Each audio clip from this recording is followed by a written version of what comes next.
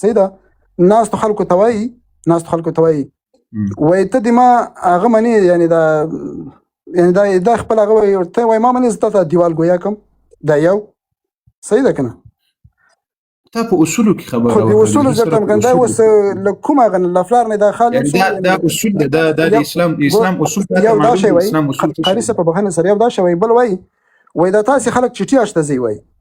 اشته باید موږ لاړ شو په چوکۍ وایي تاسې مه کښېنئ په چوکۍ باید وایي موږ کښېنو که نه یعنې ولې داسې یعنې هغه پلار خو په دا رقم ته کوم تقریر سي هغه یو د چا ذهن هغه کې لا یې داسې چا اورېدلی ده د اسلام لمنې ته نږدې سوی ده نو دا رقم ته تقریر سي دا یې کوي وایي تاسې سیاشته ځئ لکه پیسې سي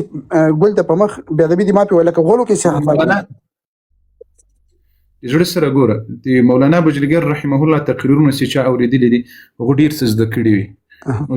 تا به کوشش کړی اوس مولانا بجلیګر رحمه الله د څلورو امامانو نومونه خو دې باید زده کړي وای خو دا خیر ما خو کاري صاحب دې پوښتنه تانه وکړه خو ما خو تانه سوال وکړ بل دغه یو پوښتنه کاري صاحب چې دا یو پوښتنه ما تانه وکړه په دې اوس دلته بعضې شیخان مفتیان دي که نه لکه په دا ویډیوګانې کې مونږ یې نو مونږ زه نه پوهېږم دا د کوم علاقې کوم ځای په ویډیوګانو کې لیدل کېږي دوی دغه چا ته چې درس ورکوي یا د ناس خلک ورته راځي څوک لاس چپوي څوک ورته سر ټیټوي په یو قسم ته داسې هغه ورته کوي یعنې دغه راپېدا باندې ته څه وایي دا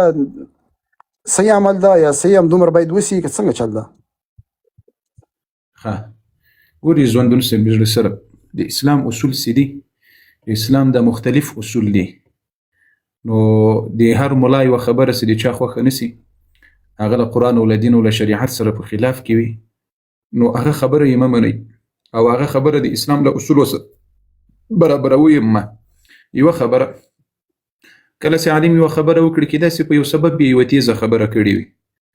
ما خو د دې سړي دا خبرې هم نه دي اورېدلی او باور وکړي زه تر اوسه د مولانا بجلیګر رحمه الله د زمنو په اړه باندې ما تر اوسه معلومات نه درلودل دا اوس خیر وسیته راکړل چې مولانا بجلیګر رحمه الله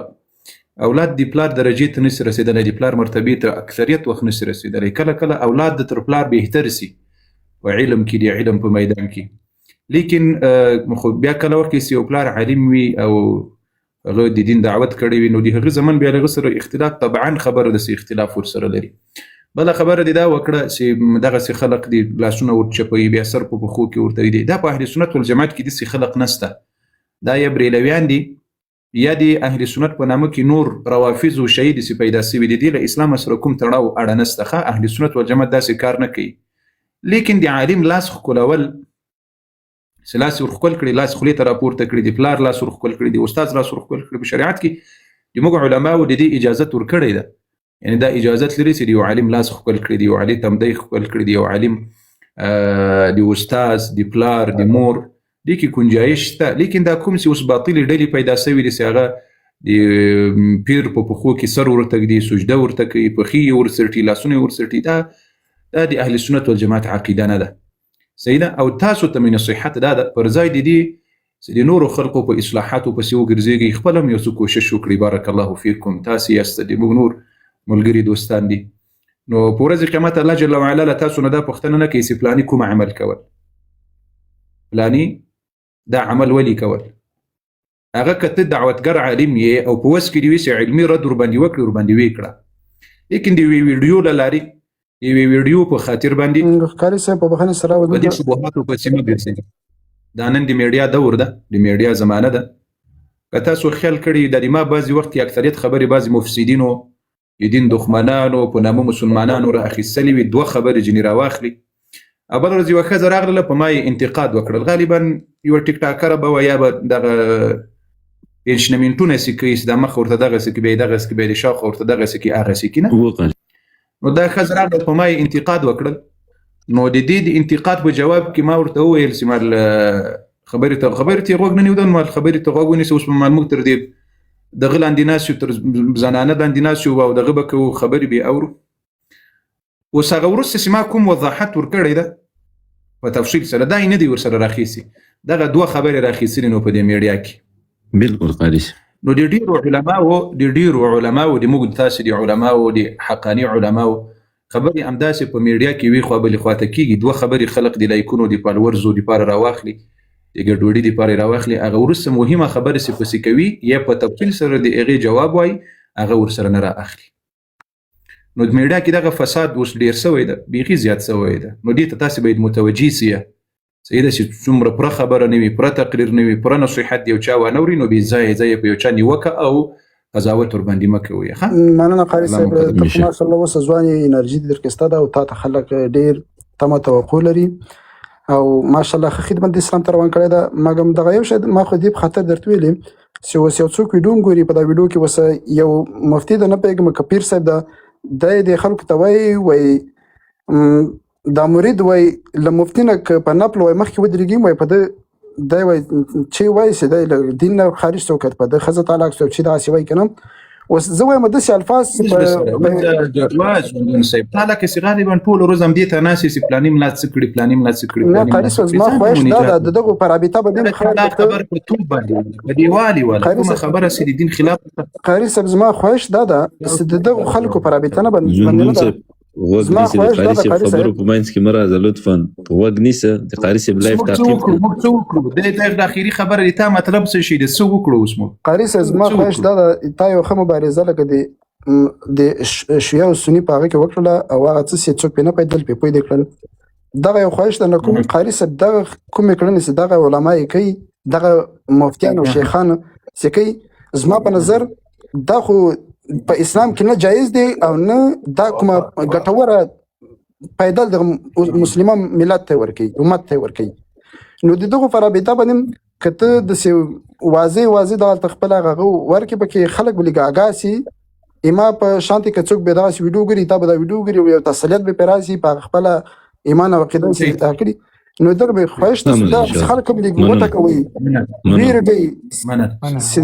اللهم په دې اړه قاري صاحب ډېرې خپرونې کړي دي اللهم قدرمن لره بس د تا په خبرو به عمل وشي انشاءالله. قاري صاحب یو ټوک اجازه لرم زموږ جماعت کې وخت کې تبلیغان راغلي وو نو بیان کې چې شوی خبرې وایي د رسول صلی الله علیه وسلم څلور ملګري وو ابوبکر صدیق عمر او فاروق. ماشاءالله نه اوس د دې سړي چې وګورئ د دې سړي چې یعنی په هغه زړه کې د الله له دین سره محبت و بشک د دې دین دا اوس راغلی ولو که بیچاره علم نه درلودل پوهه نه درلودل خو له دین سره محبت ده یعنی زړه درد ورته کوي زړه په دې دین باندې خوابدي وي. الحمدلله دا د موږ د مؤمنانو مسلمانانو د الله په دین باندې غیرت ده د الله جل وعلا په حقیقي دین باندې غیرت ده. نو الله جل وعلا دې ټولو ته پوهه ور نصیب کړي یعنی دغه کس دا اوس دغه انتقاد وکړل چې دا پلانې ملا دغه سوالي کوي پلانې ملا دغه سوالي کوي پلانې ملا دغه سوالي کوي نو الله دې په ټولو کې هم دغه احساس پیدا کړي چې کله احساس پکې پیدا سول د دې بدعات او د دې خرافات مخ به ونیودلی سي. په موږ کې د خرافات او د بدعات دومره ډیر سوي دي چې هغه د رسول الله د سنت و مخه یې نیولې ده. بالکل رسول الله صلی الله علیه وسلم د تګوري امام مالک سیب سوای وای څوک چې په سنت باندې مړ سي